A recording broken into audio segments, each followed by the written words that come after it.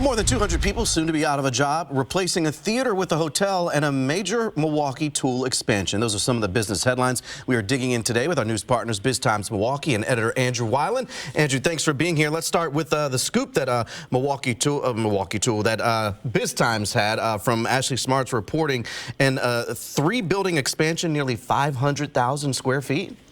Yeah, so this is very preliminary, but what Milwaukee Tool is working on that we discovered is a plan to build 3 more buildings in Menomonee Falls.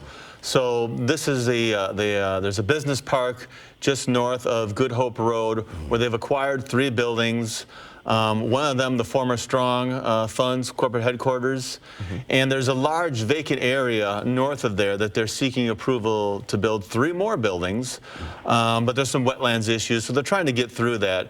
But it's just another sign of the extraordinary growth that Milwaukee Tool has had in this area for many years now. They've expanded in Brookfield at their corporate headquarters. They add the downtown location. They've added these buildings in Menomonee Falls, and now they're adding more.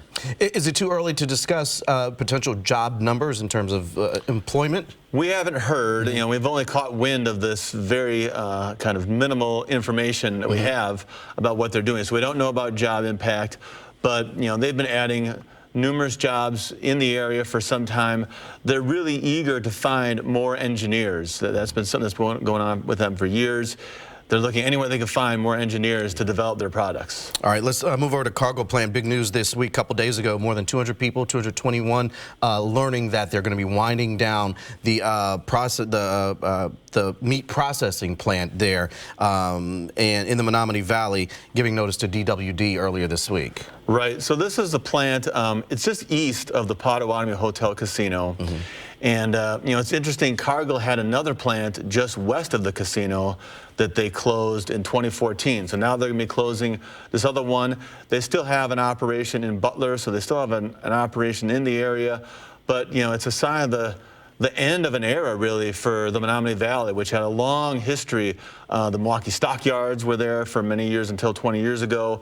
There was a long history of tanneries and meatpacking plants there. And that is now a bygone era. All right, finally, we want to talk about the plan, the proposal that is, to replace the High Life Theater, an iconic landmark in Milwaukee, with the high-rise hotel. Yeah, it's a historic building that goes back to, I believe, 1909. Theodore Roosevelt had a famous speech there after getting shot in the chest, and he gave it anyways. So there's a lot of history there with that building. Yeah. But it was, I believe it was 2003 that it was remodeled into the theater that we know of it now, 4,000-seat theater. But that building has been underutilized, and I think the Wisconsin Center District, which owns the Baird Center, the convention center, is potentially considering a new use there.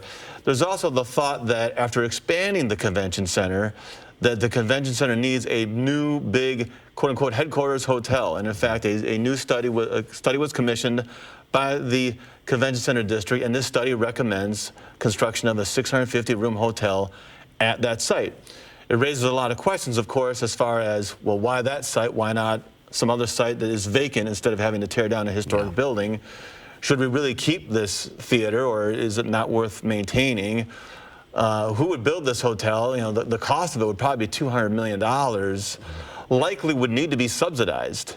How much would that be? Where would those funds come from? And what impact would this have on a downtown market that's already kind of fragile? And how would it absorb another 650 rooms? So it's a very bold and interesting idea, but there's a lot of questions. A lot of questions indeed. All right, and time to figure it out. All right, Andrew Weiland, thanks for checking in with us on the Business Headline.